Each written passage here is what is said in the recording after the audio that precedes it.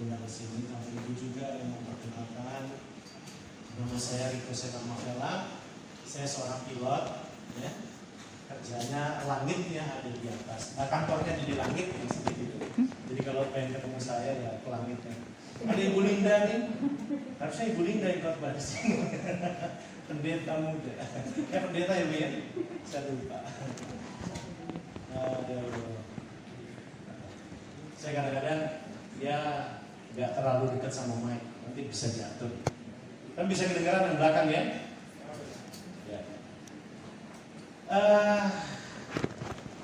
Sekali lagi mungkin kita belum pernah berjumpa. Selamat tahun baru. Tiap hari kita Natalan. Saya pasang pohon cemara, nggak saya copot-copot sampai tahun depan, sampai tahun ini lagi. Natal is every day ya. Betul? Yesus lahir di dalam hati kita ya. Kemudian Anda dan saya meneruskan apa yang Yesus kerjakan. Engkau bercahaya sampai Dia datang kembali ya. Jadi tiap hari orang Kristen itu Natalan. Kenapa? Di Matius 5 dibilang apa? Engkau adalah terang. Jadi Natal itu tidak hanya di hari Desember saja. Orang Kristen Natalannya tiap hari karena engkau bercahaya setiap hari. Di Facebook saya lagi ngobrol-ngobrol, kami share sedikit bicara tentang orang Kristen takut sekali dengan namanya dihakimi, baik oleh sesama Kristen atau sesama umat beragama. Dikit-dikit orang Kristen jangan menghakimi dong, jangan menghakimi. Sebenarnya kalau dibilang jangan menghakimi, nggak ada sih manusia yang bisa menghakimi kecuali hakim ya. Kalau sesama anak Tuhan dia nggak mungkin juga anak Tuhan akan menghakimi Anda. Karena kata menghakimi itu harus ada vonis yang dijatuhkan, kemudian ada hukuman yang diberikan kepada Anda. Betul? Kemudian ada suatu perkara yang jelas. Tetapi kadang-kadang orang Kristen itu sudah reluctant itu sudah anti dengan namanya dinilai. Kalau ada sesuatu yang kurang, biasanya orang lain bisa menilai. Nah ini ketakutannya orang Kristen. Dia bersembunyi di balik kata jangan menghakimi dong. Padahal gak ada yang bisa menghakimi. Kalau bukan hakim, Anda diseret kepada suatu persidangan, kemudian tanpa bukti, tanpa istilahnya dalam suatu perkara penyelesaian yang jelas dengan bukti-buktinya, Anda divonis langsung. Itu namanya menghakimi. Seperti Yesus, vonisnya jelas Yesus, nggak ada salah, tapi tetap dianiaya. Jadi kalau engkau, kenapa engkau dan saya itu sudah selayaknya dinilai orang? Kenapa? Karena engkau terang. Terang itu tidak disembunyikan. Terang itu mau ditaruh di mana aja akan kelihatan. Justru harus anak Tuhan itu sewajarnya sudah sepantasnya dinilai orang, dilihat. Dihakimi itu makanan sehari-hari, apalagi di negeri ini. Betul? Iya. Jadi jangan dikit-dikit berpaling di bawah kata menghakimi. Anda harus tahu betul apa kata menghakimi. Dinilai itu biasa. Dimaki-maki apalagi. Ya, betul gak? Makanan hari-hari orang Kristen apa? Dicela, dimaki-maki, difitnah, betul gak? Supaya apa? Supaya apa? Supaya engkau sama dengan Kristus. Tujuannya mau sama dengan Kristus kan? Yuk kita buka Roma 8 dan 29. Saya seorang pilot kurang lebih sudah dari tahun 92 saya bekerja atau dalam dunia aviasi. 92 istilahnya saya masuk pendidikan di PLT Curug dulu namanya. Kemudian saya mengawali karir saya di Garuda Indonesia. Kemudian saya pernah ke luar negeri, Swiss kerja di sana. Balik ke Garuda lagi. Kemudian sempat ke Qatar Airways cukup lama. Kembali ke Indonesia, ke Batik. Dan sekarang bekerja di Lion Air. Jadi pindah-pindah. Airline favorit Bapak Ibu Lion Air kan? Gak ada yang naik lain ya? Ada. Wah ibu ya, apa saya gaji-gaji? Orang ini suruh kerja, ya mau diapain lagi ya, nikmatin aja ya. Pada nggak mau naik lain sih, kenapa sih naik lain takut? Getaran sih. Takut delay, bijaksana jawabannya. Pesawatnya ada yang rusak Pak. Siapa yang percaya Tuhan ada? Oh tak, tangannya setengah tiga. Yang tinggi loh, siapa yang percaya Tuhan? Saya pengen tahu. Yang belakang nggak ada yang percaya. Amin. Siapa yang mau masuk surga? Coba saya minta tangan. Yuk, siapa yang mau berangkat hari ini? Ini bener nih, itu yang angkat tangan luar biasa. Betul nggak? Kalau saya disuruh pergi ke surga hari ini, saya berangkat. Betul nggak Pak? Di dunia ini Anda urusan sama pajak, ya, urusan yang punya tagihan-tagihan utang ya kan? Datangnya sama ini kabur, ya kan? Sama nggak ada masalah, ini nggak? Alasannya saya mau dipakai Tuhan, benar? Mau dipakai Tuhan? Bagus, buktiin ya, sama-sama kita dipakai Tuhan. Yuk kita baca Roma 8 ayat 29. Roma 8, siapa aja boleh baca. Kita lebih baik diskusi ya. Kemudian saya punya waktu berapa lama ya? Bebas ya. Nanti saya cerita dikit tentang kesaksian. Saya baru kena COVID 3 kali. Terus 2020, 2021, 2022. Jadi semua varian telah saya coba. Kemarin saya 26 Januari sampai tanggal 4 saya baru keluar, tanggal 3, tanggal 4, 9 hari pakai oksigen. Lainnya nggak ada. Saya belajar di situ, saya selalu tanya, Tuhan mau ada pekerjaan apa di rumah sakit? Selalu orang Kristen kalau nyanyi lagu tadi, engkaulah penyembuhku, engkaulah pemulihku ya, suka lupa. Yang dihidupi di dalam Alkitab itu bukan janji Tuhan, bukan buat God can do for you. Tuhan sudah pasti bisa buat mujizat bagi Anda. Tuhan bisa memulihkan Anda dalam sedetik. Tuhan bisa sembuhkan Anda. Tuhan bisa berkati Anda luar biasa. Tetapi bukan itu yang Bapak Ibu hidupi. Betul? Tetapi segala perkataan firman, perintah perkataan yang Dia mau, itu Bapak Ibu harus hidupi. Itulah namanya kita manusia Kristus. Manusia Kristus. Manusia bukan ilahi. Katakan kan diri, lo manusia ilahi. Kita manusia ilahi. Yang kita pikirkan adalah perkaranya Kristus, sekalipun engkau terkapar di rumah sakit. Jadi pada saat saya masuk ke rumah sakit yang ketiga, saya tanya sama Tuhan, ada perkara apa yang harus saya kerjakan? 9 hari, orang 5 hari sudah boleh pulang, saya masih terus. Ternyata ada jiwa-jiwa yang harus didoakan. Tim medis kita doain, cleaning service kita doain. Persis kejadian COVID yang pertama. Cuman yang sekarang nggak terlalu parah. Kalau COVID yang pertama Ibu Linda tahu parahnya luar biasa. Sampai saya menyerahkan gereja saya mengembalakan satu gereja. Sampai saya serahkan ke wakil gembala.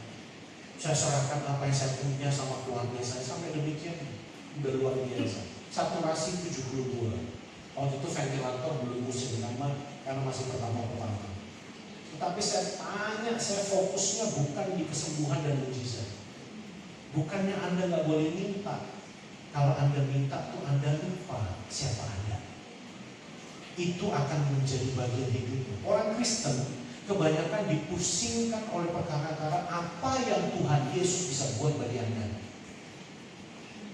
Itu orang yang tidak mengenal Tuhan. Orang yang mengenal Tuhan, sekalipun dia terhempas oleh badai, yang dia pikirkan perkaranya di rumah sakit tahun 2020 dan 2021 ini saya bilang, Tuhan ada perkara apa? Ternyata banyak sekali yang Tuhan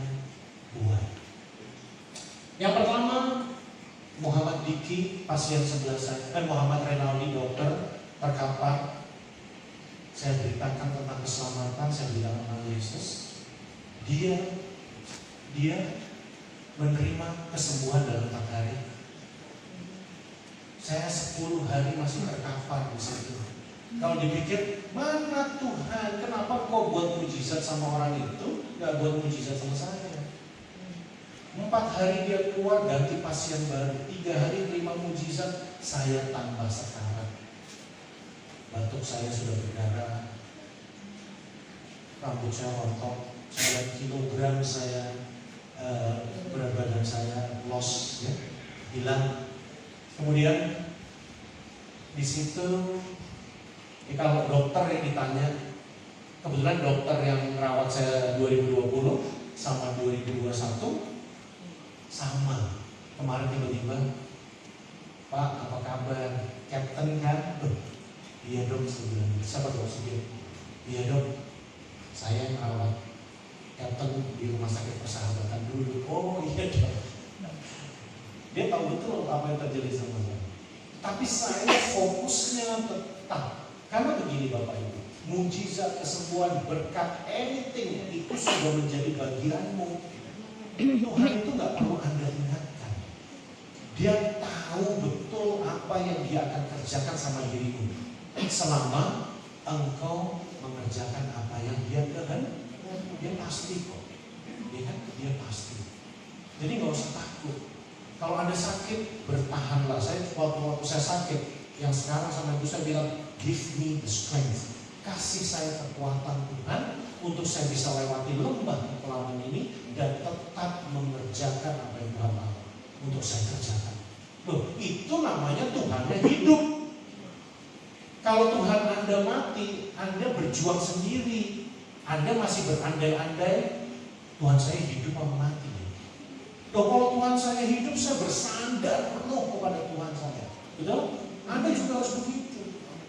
Kegagalan orang Kristen, dia setengah-setengah kalau percaya. Coba uji Tuhan. Anda sakit, pikirkan perkara Tuhan. Dia akan pikirkan perkara Anda. Amin? Orang Kristen kadang-kadang doanya doa latah. Dikit-dikit tolak. Kata Tuhan, gue bukan tolak angin sih. Dikit-dikit Tuhan sembuhkan saya, kata Tuhan. Tahu nggak yang paling utama untuk Anda bisa kenal dia itu apa sih? Bukan apa yang dia bisa buat, tetapi prosesnya. Proses yang Anda akan lewati itu sangat penting. Makanya saya bilang, kalau Anda tidak setia kepada segala perkara, Anda nggak bisa lihat tangan Tuhan yang hidup. Kakak ipar saya kena kanker stadium 4. Di dalam otak ada segini besarnya bola. Sini sampai sekarang belum ditutup tempurungnya. Semua orang doain kesembuhan, tapi dia cuma saya mau setia sama Yesus. Itu yang dia katakan. Dia nggak minta kesembuhan. Didoain kesembuhan, amin. Kanker stadium 4 dikeluar dari rumah tuh udah nggak jelas karena udah saking menekannya. Itu kalau telat dalam beberapa jam udah nggak ada. Proses berjalan bersama Tuhan ini yang membuat Anda dan saya kenal Dia dan kenal dirimu siapa. Roma 8 ayat 29 kita baca sama-sama. Atau enggak, ya salah satu aja boleh. Yang mau baca saya kasih ikut terbang sama saya pakai Lion Air. Sebab semua orang yang dipilihnya dari semula, mereka juga ditentukannya dari semula untuk menjadi serupa dengan gambaran anaknya, supaya ia, anaknya itu menjadi yang sulung di antara banyak saudara. Amin. Mereka juga ditentukannya dari semula untuk menjadi apa? Serupa dengan gambar siapa? Anaknya. Siapa dia? Segambar itu beda, ada kumisnya hilang sebelah apa gimana? Sama. Gambaran citra kemuliaan dan kuasa dipercayakan penuh kepadanya. Tuh diberi kuasa dan penyanyi. Dia nggak akan dikit-dikit teriak sama bapaknya, karena dia tahu ada kuasa yang menyertai, ada Roh Kudus yang menghidupi dia. By the way, Roh Kudus ada di mana sekarang? Di sekitar kita. Setiap orang punya Roh Kudus atau tidak? Iya.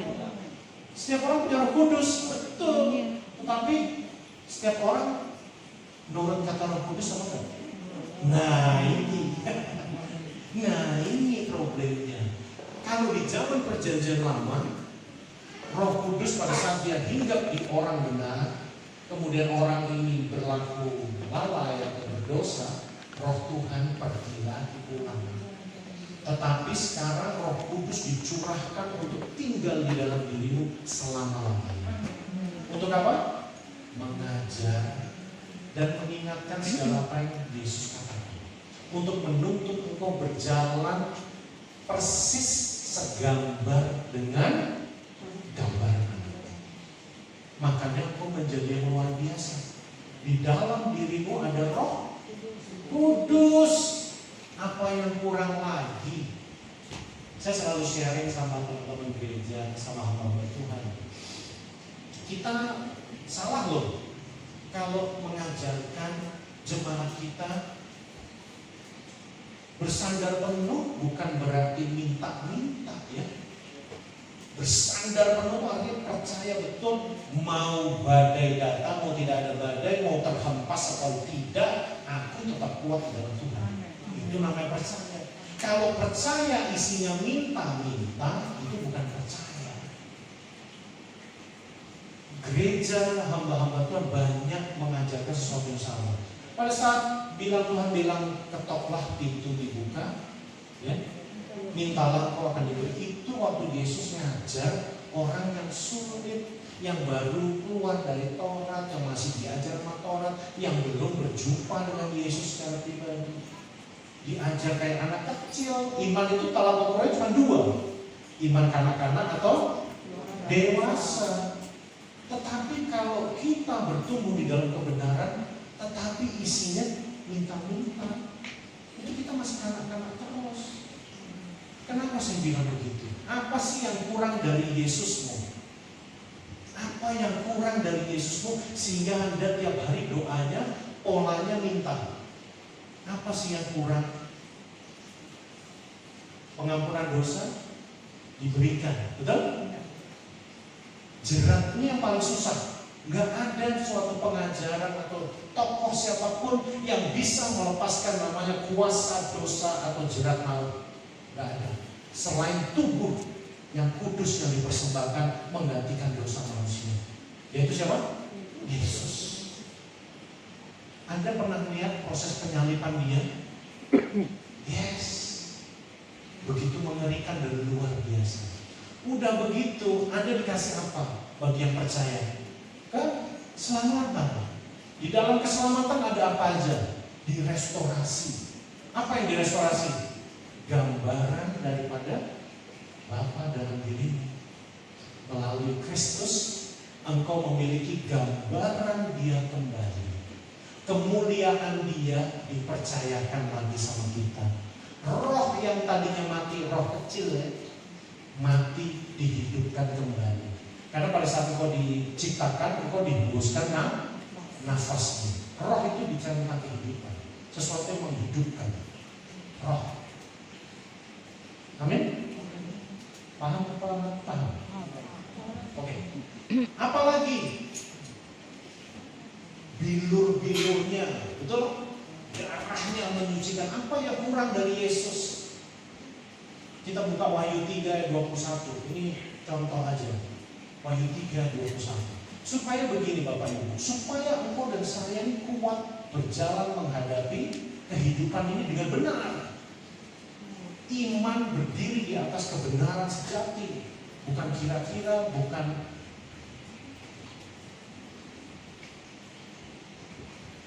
Wahyu 3 ayat 21. Barang siapa menang, tadi kalau nyanyi lebih dari pemenang, ia akan dudukkan bersama-sama dengan aku di atas tahtaku. Sebagaimanapun aku telah duduk bersama-sama Bapakku di atas tahtanya. Ku-nya K-nya besar ya. Itu siapa? Yesus. K-nya besar itu siapa? Yesus. Yesus. tahta ini hanya berlaku untuk raja. Ibu datang ke suatu tahta raja, Ratu Elizabeth, Raja Jawa, ke siapa, Anda nggak boleh datang. Nyentuh aja nggak boleh. Apalagi zaman dahulu kala, potong kepala. Lihat Tuhanmu yang baik itu. Barang siapa menang, kududukkan bersama dengan di atas tahtanya dia menjadi milikmu. Apa yang kurang lagi dari Yesus? Surga jadi rumah. Anda kenal Yesus sebetulnya mau cari selamat kan? Itu awal-awal. Kalau engkau menghidupi dia lagi, lebih dalam lagi, engkau nggak akan tuh namanya cari surga dan cari selamat. Karena itu telah menjadi bagian. Tetapi engkau kembali kepada, kalau bahasa Inggrisnya, where you belong, kepada dimana engkau sebenarnya berasal. Betul? Engkau segambar dengan dia. Ya. Ayatnya di mana, Pak?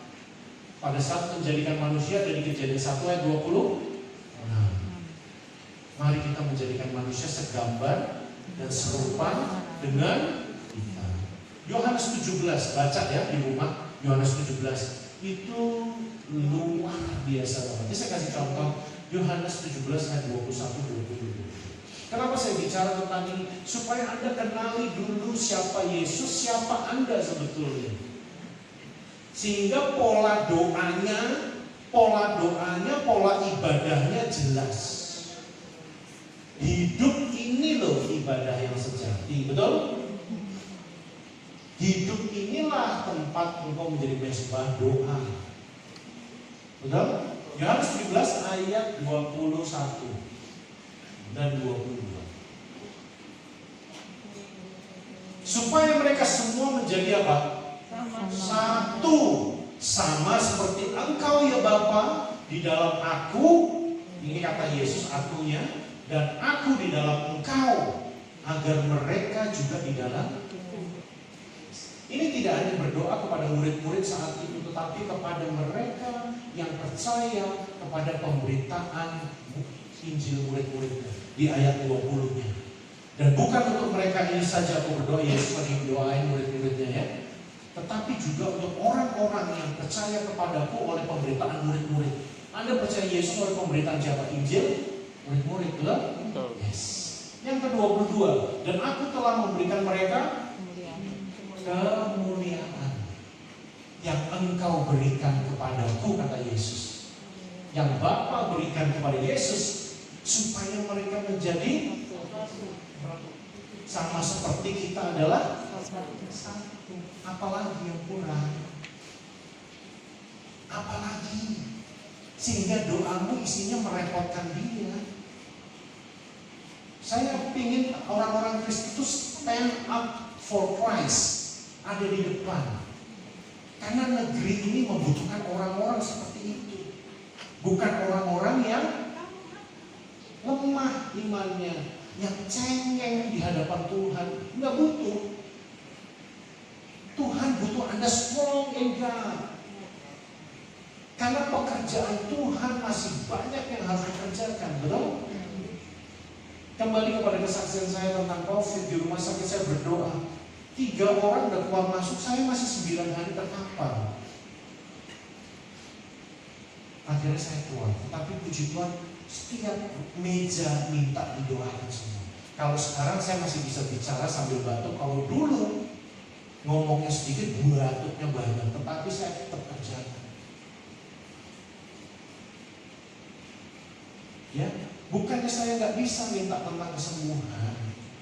Kenapa orang Kristen dikasih kesembuhan? Emang kalau udah sembuh mau menceritakan tentang perbuatan dia yang menjadi? Belum tentu loh. Orang itu kebanyakan egosentris, betul nggak? Dia pakai Tuhannya yang bisa melakukan segala-galanya untuk kepentingannya sah. Coba perhatikan doa kita. Kita datang ke Tuhan tuh hanya mempergunakan Dia. untuk kepentingan kita. Itu dikejar sama orang-orang yang lain. Tetangga sebelah juga begitu. Lihat, saya tadi berusaha membukakan, kalau kita buka bedah Alkitab, engkau akan terheran-heran apa yang Yesus buat begini. Dia sampai memberi yang terbaik, yaitu dirinya sendiri. Masa sih masih mau repotin? Betul? Mentalitas kita ini harus dirubah. Makanya doanya juga dirubah. Saya sakit 9 hari. Bukannya saya nggak kurang iman. Proses yang harus saya lewati setiap hari, ternyata hari pertama saya datang belum ada kegiatan. Kata Tuhan, santai dulu bos. Saya tanya Tuhan, ini hari pertama cuaca santai aja. Gak ada apa-apa. Hari kedua santai-santai aja. Hari ketiga pasien sebelah, Bapak di gereja mana? Gara-gara saya telepon share firman Tuhan, terus dia dengar, dia nangis, dia bangun, boleh nggak doain saya dan ibu saya? Ujungnya aja 12 malam. Mulai dari situ pekerjaan banyak banget. Amin. Amin. Jadi Anda melakukan kehendak Bapa. Kenapa saya bilang segambar serupa dengan anaknya? Karena itu penting supaya Anda dan saya tidak melecehkan siapa Anda. Anda ini dan saya adalah orang-orang yang sangat dipilih sama Yesus. Berarti ini engkau ini orang yang berharga atau tidak? Berharga. Hargai dirimu. Kenali dirimu bahwa aku ini manusia Kristus. Aku ini manusia Kristus. Tuhan atau Alkitab bilang gini, lihat tangan masing-masing dulu. Bilang begini, ini tangannya Kristus. Pegang telinga, ini telinganya Kristus. Ini bibirnya Kristus. Ini lidahnya Kristus. Ini matanya Kristus. Ini hidungnya Kristus. Ini hatinya Kristus. Ini kakinya Kristus. Itu yang Anda pikirkan setiap hari. Karena tujuan daripada Kristus mati di kayu salib membawa kau kembali kepada identitas sejati. Banyak orang Kristen, dia tidak menggantikan identitasnya. Dia masih menggunakan identitas yang asli, tapi dia tutupi dengan kekristenan, dengan berbagai macam ibadah, berbagai macam pola-pola teori kekristenan. Tapi sebetulnya hidupnya tidak diganti. Yang Tuhan Yesus mau adalah you dan saya mengganti menjadi true identity, yaitu identitas Kristus. Mulai sekarang belajar apa sih yang dipikirin Kristus, apa sih yang dirasain Kristus, betul? Apa sih yang Yesus lihat? Kalau dibaca di Injil itu jelas banget bagaimana Yesus melihat, mendengar, rasa hatinya. Jadilah seperti itu. Pikirkan perkara Dia. Karena itulah Anda diselamatkan supaya Anda menjadi sama dengan Kristus. Galatia 5 ayat 25. Amin apa tidak? Amin. Engkau dipanggil dari masa mudamu, dari masa kecil. Gak ada terlalu saya masih kecil Pak, enggak. Tuhan Yesus paling senang mainnya anak kecil malah. Oh di Alkitab, betul? Waktu anak-anak kecil datang, murid-muridnya melarang. Yesus bilang apa? Jangan, biarkan mereka datang kepada aku, karena mereka yang mempunyai kerajaan surga. Dari masa kecil engkau sudah diperkenalkan kepada citranya Yesus. Citra Yesus yang dia lihat itu tidak hanya di Alkitab, tetapi waktu dia masih kecil dia melihat siapa? Siapa citra Yesus yang dia lihat kalau dia anak masih kecil, dia di rumah? Bapak ibunya. Makanya mulai sekarang jadilah milikinya citra Yesus. Ganti identitasmu, ganti egomu dengan ego Kristus, ganti pemikiran Anda dengan pemikiran saya. Kalau terbang saya tuh suka bersih-bersih pesawat. Kalau pesawat ya lagi terbang itu toilet saya bersihin juga. Walaupun saya bisa memerintahkan pramugari untuk bersihin, tetapi saya kasih contoh sama pramugari. Saya jalan ada sampah saya pungut. Saya sih nggak nyari yang di sana sini ya. Ya, ntar jadi pemulung ya. Di depan mata Anda saja, betul? Anda jalan ada sampah pungut. Loh, itu manusia Kristus tuh begitu, peduli sama bangsanya. Berapa banyak kalau kita naik ke menara doa, Tuhan aku mengasihi bangsa ini. Lihat dia di pinggir jalan cuek. Melihat sampah di depan Anda nggak lihat, ya. Anda mencintai negeri, doa dan yang dibuat nggak sesuai.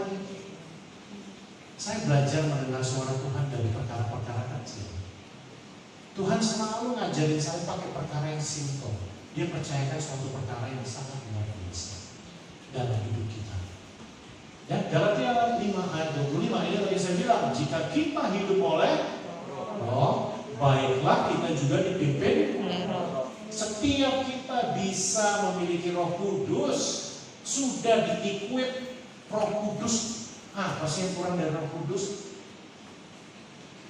Kadang-kadang orang menilai kemuliaan Yesus itu harus dalam bentuk materi.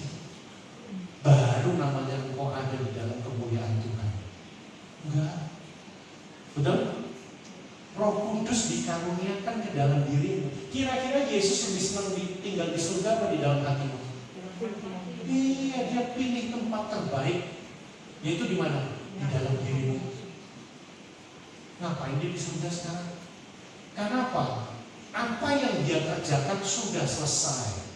Tetapi yang Anda harus kerjakan belum. Apa itu? Amanat?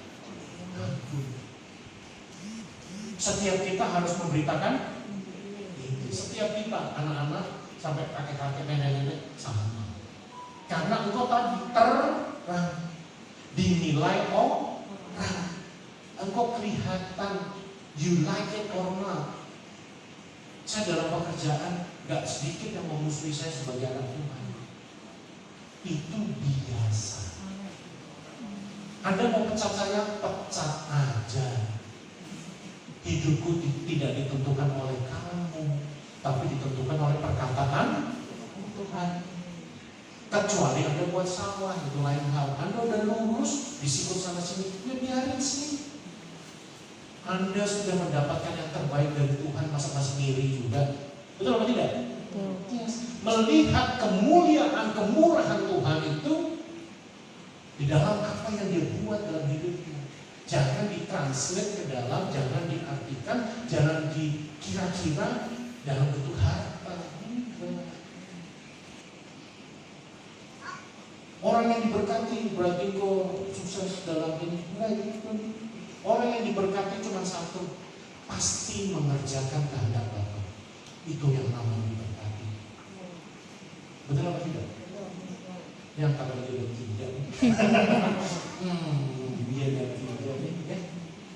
Setiap orang punya roh, tapi nggak semuanya.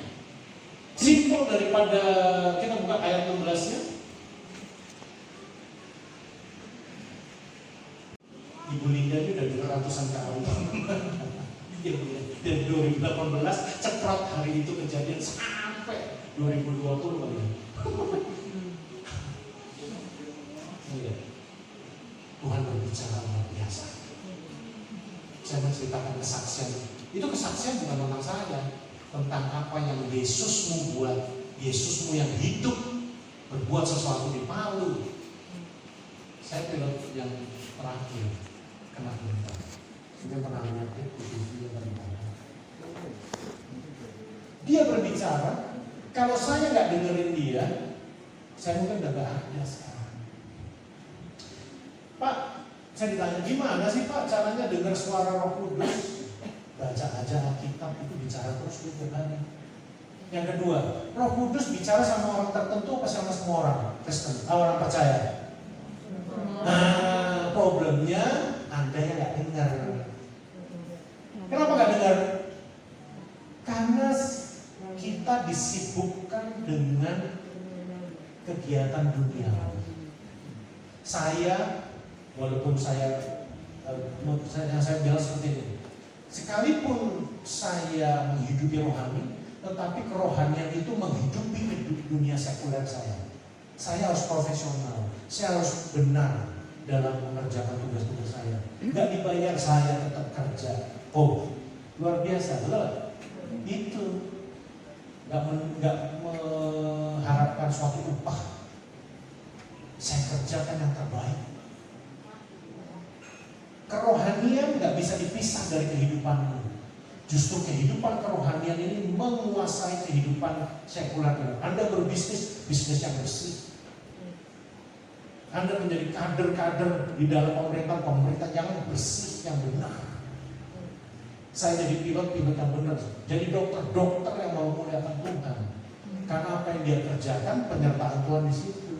Makanya pada saat engkau fokusnya kepada dia, sekalipun Anda bekerja, karena engkau bekerja untuk dia, betul? Bukan untuk manusia. Jadi pada saat dia bicara, engkau dengar. Sebetulnya Tuhan itu berbicara, Roh Kudus bicara sama Anda setiap saat. Kitanya yang bodoh. Gitu. Yang dipikirin dunia mulu. Aduh, sayur sekarang mahal banget ya. Terong harganya mahal banget. Yang dipikirin begitu lah. Betul nggak? Siapa yang kalau belanja masih suka nawar? Siapa ahlinya di sini? Udah sih anak Tuhan gak usah nawar-nawar, katanya rajanya, bapaknya kaya ya. Kalau ada ibu lihat ini senyum-senyum aja, dia udah tahu apa yang akan saya sampaikan. Saya ganti tomat tuh, bukan terong lagi. Tomat sekilo berapa? 15.000 Pak. Aduh mahal banget. Ibu-ibu suka nawar. Udah nawarnya 2,5 jam, ya kan? Akhirnya berhasil dapat 8.000 sekilo. Kira-kira yang memberkati ibu tukang sayur apa ibu yang memberkati tukang sayur? Iyalah. Udah sih stop nawar-nawar. Semua juga orang hidup susah. Hidup susah bukan berarti Anda tidak diberkati Tuhan, betul? Iya dong. Amin. Ya, mulai hari ini nggak boleh ada nawar-nawar ya. Justru kalau lagi Pak sekilo berapa? 15.000. Kasihlah 17.000 Pak. Terus bilang begini, Tuhan Yesus memberkati ya. Tuhan Yesus mengasihi. Orang harus dengar nama Yesus itu. Saya mau terbang haji, Muslim semua bukan? Saya buat announcement, Assalamualaikum, Shalom Aleichem, salam dan sejahtera. Itu taruhannya dipecat. Oh iya, jelas-jelas bawa haji. Di ujung-ujungnya saya bilang Tuhan Yesus memberkati. Wah ini terbangnya haji sih. Saya ngomongin Yesus di sini. Gue bisanya doanya pakai itu. Terus gue doain Mr. M itu memberkati lo, gue nggak bisa kan ya? Gue juga pakai Assalamualaikum kok, gitu loh. Di acara yang terbang normal, salah gue apa? Memang kita ini selalu ditekan, ya nggak? Kalau boleh sih speaker dikeluarin sebelum azan kita keluar. Loh, Pak, menginjil itu legal di negeri ini, betul Pak Polisi? Siap. Asal Anda jangan memaksa, Anda sedang menghina. Anda punya hak yang sama. Saya mengikuti hukum syariah di Aceh. Syariah itu sebetulnya untuk mereka yang Muslim, bukan yang Kristen. Saya waktu tinggal 13 tahun di Timur Tengah. Pada saat saya lagi makan B2, ada orang Arab datang, itu haram. Saya langsung angkat telepon polisi. Pak, saya lagi makan babi, saya Kristen. Saya dibilang haram. Saya yang bilang, fotoin jebret, tangkap langsung on the spot. Iya loh, di sana tuh gak pernah namanya orang mengharam-haramkan orang, apalagi nafir-nafirin. Mereka belajar tentang Tuhan dari kita. Betul atau tidak? Anda yang ketakutan di propaganda. Ini saya bukan ngajarin provokasi ya, enggak. Anda harus tahu, terang itu harus bercahaya. Orang harus tahu Anda anak Tuhan, harus tahu. Sekalipun karir saya akhirnya dipecat, oh silakan, gak apa-apa. Tetapi 455 orang dengar nama Yesus Tuhan. Betul atau tidak?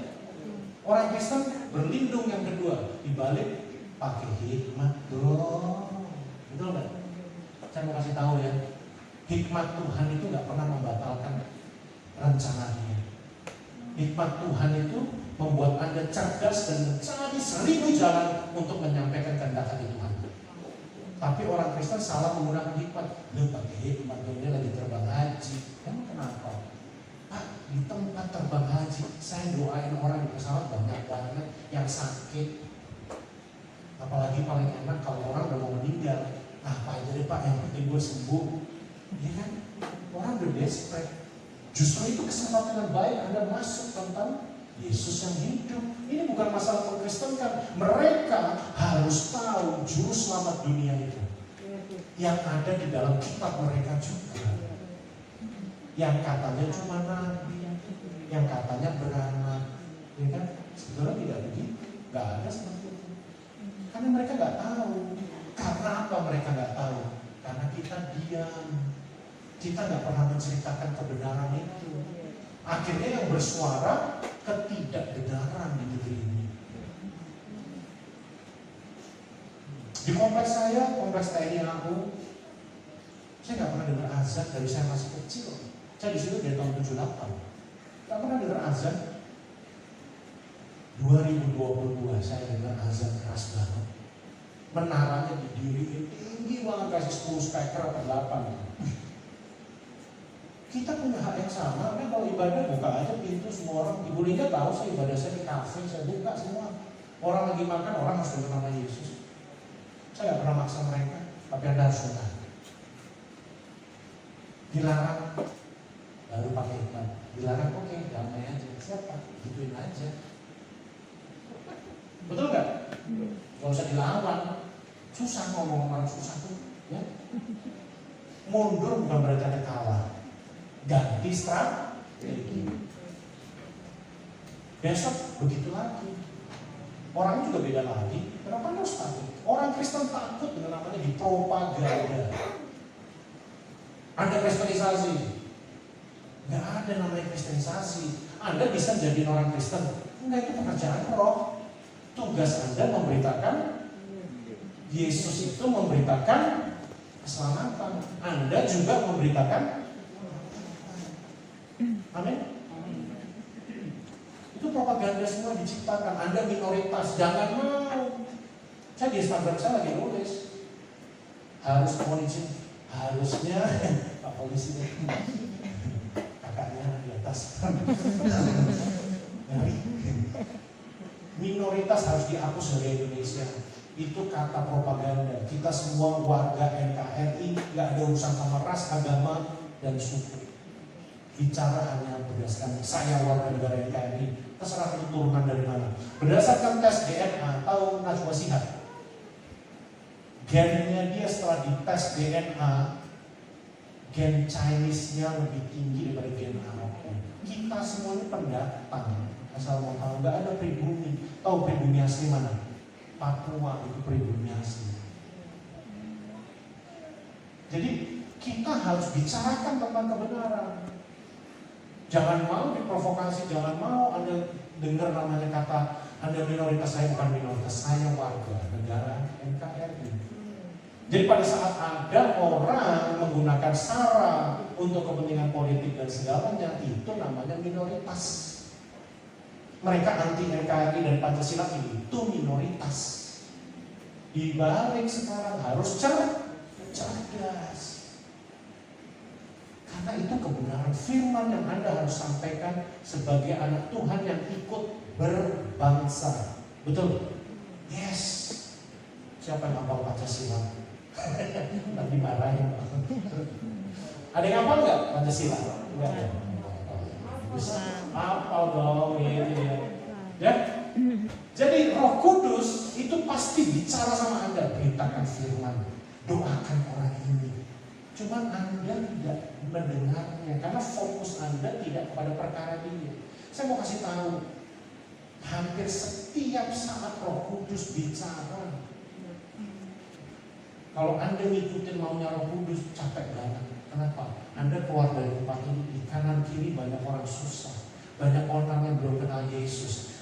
Roh Kudus bilang, kerjakan keselamatan, sampaikan. Capek banget. Jangan bilang Anda nggak dengar Roh Kudus. Kita yang nggak mau dan dengar. Kita yang salah fokus. Ya, Roh Kudus tinggal di dalam kita, sesuatu yang sangat luar biasa. Itu yang membuat Anda dan saya bisa segambar dan serupa dengan Yesus. Ayatnya ada di mana aja? Roh itu ada di dalam diri kita. Ibu Linda nih hafal ayat Alkitab banyak banget. Dia biasanya tahu. 1 Korintus 3 ayat 16. 10 menit lagi saya akhiri apa sudah harus sekarang? Satu.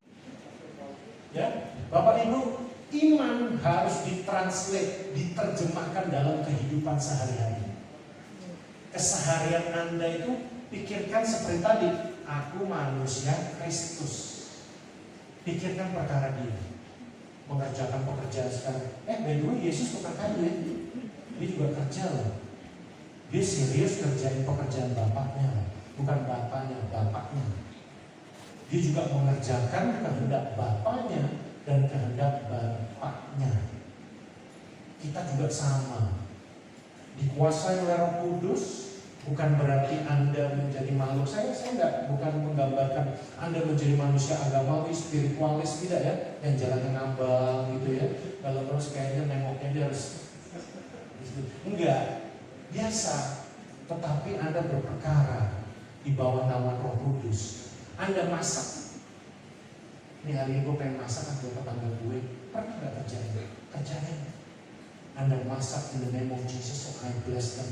Aku masak untuk orang-orang supaya mereka mengecap kemurahan Tuhan melalui perbuatan hidupku. Coba membawa perubahan yang nyata. Amin. Satu, tidak tahukah kamu bahwa kamu adalah Allah, bahwa Roh Allah diam di dalam kamu. Jangan nyari roh Tuhan di gereja, itu udah gedung. Tuhan itu udah gak bicara gedung. Anda baik yang sejati. 1 Korintus 6 ayat 19. Ayat seperti ini banyak sekali. Kenapa saya harus share? Supaya Anda tahu siapa sih. Kalau Anda bukan bagian daripada Tuhan, roh itu gak akan tinggal di situ. Betul? Yes. Ayat 19. Atau tidak tahukah kamu bahwa tubuhmu adalah baik yang diam di dalam kamu, Roh Kudus yang kamu peroleh dari, dan bahwa kamu bukan milik kamu sendiri. Yes. Bapak Ibu sudah menjadi miliknya Kristus. Baikmu ini loh yang harus dijaga. Jangan sampai buat dosa lagi, tobat lagi, dosa lagi, tobat lagi, ingat? Tobat kumat. Sebetulnya sih next time ya, pertanyaannya, sebetulnya orang itu bisa bebas dari dosa nggak sih? Ini orang Kristen kalau ditanya begini menggigil, karena masih punya kepentingan terhadap dosa dalam hidupnya loh. Orang Kristen masih hidup di dosa. Dia masih akhirnya ngikut tetangga sebelah, namanya juga manusia nggak yang sempurna. Aduh, maksud sih manusia bebas dosa. Apa gunanya ikut Yesus? Yesus membuat Anda sempurna seperti Dia. Tampang sih nggak sempurna ya, tetapi Anda memiliki roh, memiliki kekudusan, memiliki Roh Kudus, memiliki pengampunan, memiliki kemuliaan. Apa lagi yang kurang? Itu yang harus Anda dan saya hidup. Terakhir Efesus 2 ayat 22. Supaya Anda tahu bahwa dirimu adalah baiknya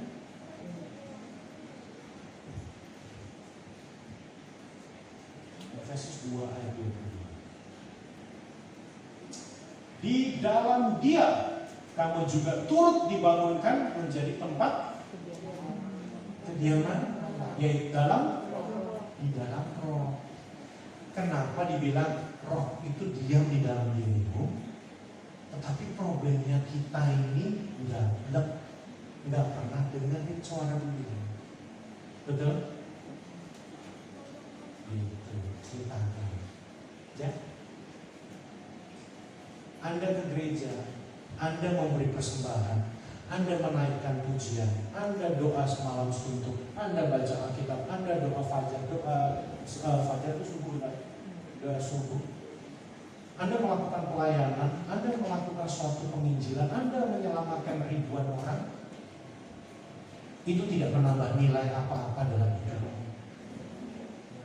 Anda melayani Tuhan dalam berbagai macam bentuk, tidak menambah nilai apa-apa. Kenapa? Engkau adalah manusia yang sudah bernilai di hadapan Tuhan. Justru semua itu keluar, penyembahan-penyembahan itu keluar akibat engkau adalah manusia bernilai. Dia yang membuat Anda menjadi bernilai. Sehingga Anda bekerja keras di dunia sekuler, Anda bekerja keras di dunia pelayanan, Anda memberitakan Injil, Anda menolong orang, Anda melayani musik, Anda melayani sebagai song leader, Anda berkhotbah dengan luar biasa. Itu bukan untuk mencari perkenanan Tuhan. Engkau sudah dikenal sama Tuhan semenjak engkau berlumuran dosa. Semua itu adalah buah. Jangan salah.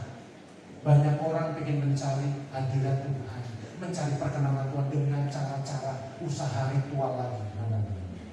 Semua dibayar lunas dan selesai. Amin.